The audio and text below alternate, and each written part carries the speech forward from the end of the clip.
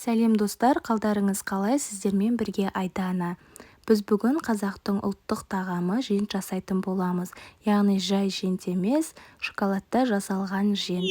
Ең алдымен менің каналыма тіркеліп, қоңырауша белгісін басып кетуді ұмытпа.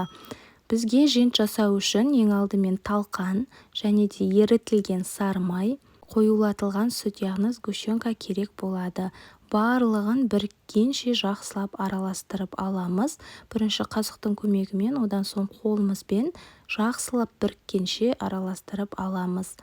Енді бұл жентімізге форма беру үшін мен осындай силиконовый форманы қолдандым.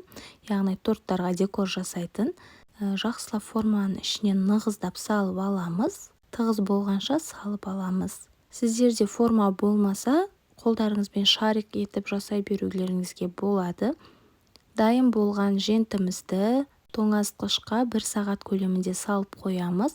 Сол уақыт аралығында біз шоколадтарымызды қайнап тұрған суда ерітіп алатын боламыз.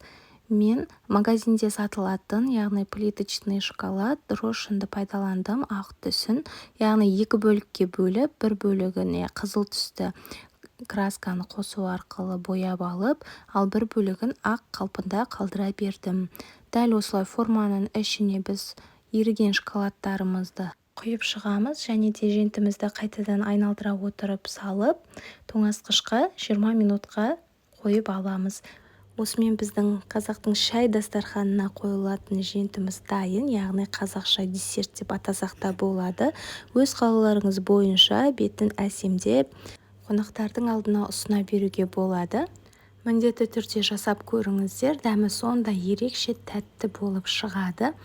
Каналыма тіркеліп, лайк басып, комментарий жазып қолдап кетуді ұмытпаңыздар.